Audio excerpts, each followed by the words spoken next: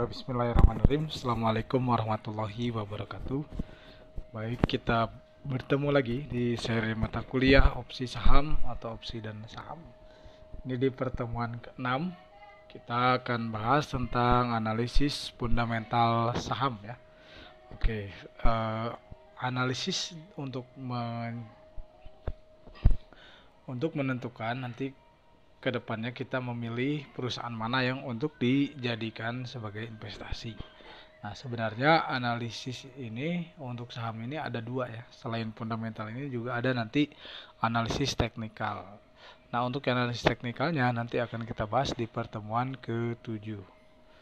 Oke, baik, kita masuk ke materi analisis fundamental saham. Yang pertama, apa itu analisis fundamental ya? Analisis fundamental itu adalah teknik analisis yang memperhitungkan berbagai faktor ya, seperti kinerja perusahaan, kemudian persaingan usaha, analisis industri, analisis ekonomi baik makro maupun mikro ya.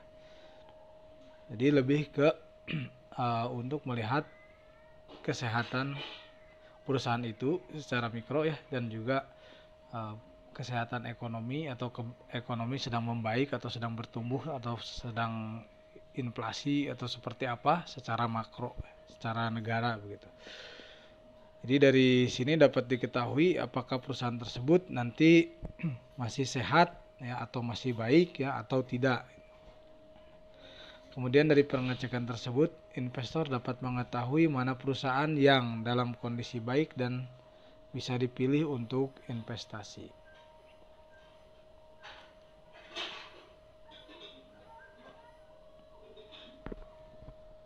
Oke, analisis fundamental memiliki jangka waktu yang panjang. Ya, analisis ini menggunakan data historis ya. Ya, data-data yang sudah lalu gitu ya, setahun yang lalu atau misalkan 3 bulan yang lalu, 6 bulan yang lalu, atau 2 tahun yang lalu atau 3 tahun yang lalu ya.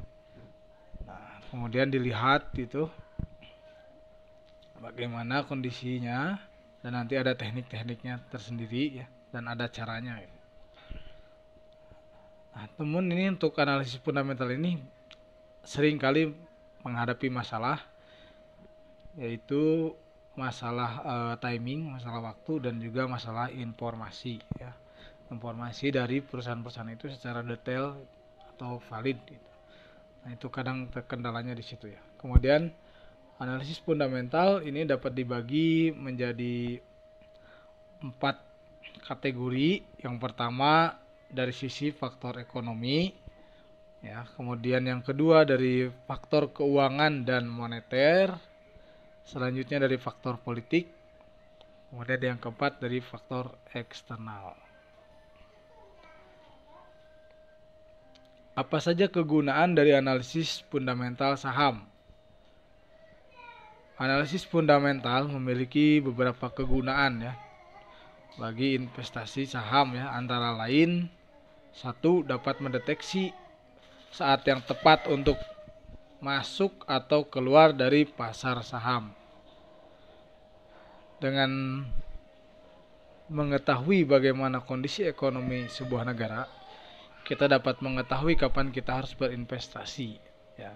Di sini kita bicara negara karena saham itu diterbitkan ya atau dikeluarkan dari berbagai negara di belahan dunia ini. Itu ya, misalkan sahamnya yang perusahaannya ada di Amerika, ya ada di Arab Saudi, ada di Eropa. Nah, perusahaan-perusahaan tersebut itu pasti tidak terlepas oleh kondisi negara tersebut ya. Karena kalau kondisi negaranya pertumbuhannya sedang ekonominya sedang bertumbuh bagus, baik, maka itu akan berimbas baik juga pada perusahaan-perusahaan yang ada di situ. Nah, sehingga kita sebelum memutuskan untuk membeli saham di misalkan ya di USA ya atau di Eropa, ya kita harus lihat dulu kondisi ekonomi di sana. Begitupun juga untuk saham yang ada di kita di Indonesia. Nah, kemudian yang kedua kegunaannya yaitu membantu memilih saham yang baik untuk investasi. Nah, dengan analisis industri ya, caranya dengan melakukan analisis industri dan keuangan pada perusahaan tersebut, maka kita dapat terhindar dari memilih atau memiliki saham perusahaan yang fundamentalnya kurang jelas atau kurang bagus. Kemudian fungsi yang ketiga yaitu mengetahui harga wajar suatu saham. Nah, analisis fundamental ini dapat digunakan untuk mengetahui valuasi saham. Ya, artinya kalau misalkan perusahaannya itu baik, ya mengeluarkan harga saham sekian, ya berarti wajar misalkan itu harga sahamnya tinggi. Tapi kalau perusahaannya dari analisis fundamental itu kurang sehat dan sebagainya, ternyata mengeluarkan harga sahamnya itu tinggi, nah berarti kan itu nggak wajar ya. Oke, jadi ini untuk mengetahui harga wajar suatu saham. Nah, harga wajar tersebut yaitu nanti kita bisa melihat berapa nominal rupiah saham yang layak untuk saham tersebut. Metodenya sendiri banyak ya yang bisa digunakan untuk mengetahui valuasi saham. Misalnya metode price earning ratio, kemudian metode price to book value ratio, kemudian metode discounted dividend model, kemudian metode discounted cash flow, kemudian metode free cash flow. Ini ada 5 metode ya setidaknya. Oke, selanjutnya bagaimana caranya melakukan analisis fundamental tersebut. Nah, untuk melakukan analisis fundamental, kita punya 2 cara. Yang pertama adalah dengan top down approach, kemudian yang kedua dengan rasio keuangan. Nah, top down approach ini nanti kita lihat dari posisi top atas ya, jadi kondisi ekonomi makro secara keseluruhan, kemudian nanti menuju ke kondisi ekonomi mikro perusahaan. Itu. Ini yang top down, lebih ke kondisi ekonomi. Kemudian nanti yang rasio keuangan perusahaan tersebut nanti juga banyak caranya atau metodenya. Oke, kita coba satu persatu ya. Pertama kita lihat dulu yang metode top down approach. Nah, untuk dalam metode ini kita dapat melakukan analisis top down mulai dari kondisi ekonomi negara secara makro, secara keseluruhan, sampai kondisi perusahaan secara mikro. Nah, analisis makro itu untuk mengetahui kondisi ekonomi sebuah negara secara menyeluruh atau keseluruhan.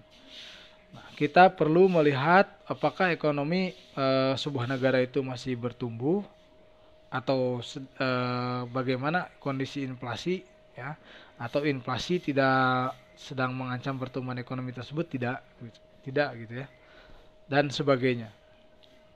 Nah, karena ekonomi yang bertumbuh itu nanti akan mendorong pertumbuhan perusahaan-perusahaan di negara tersebut. Nah, selanjutnya kita lakukan analisis industri ya. Jadi nanti top down itu ada 3 tahap yang dianalisis, makro, kemudian industri, dan nanti mikro. Analisis industri ini untuk mengetahui kondisi masing-masing industri.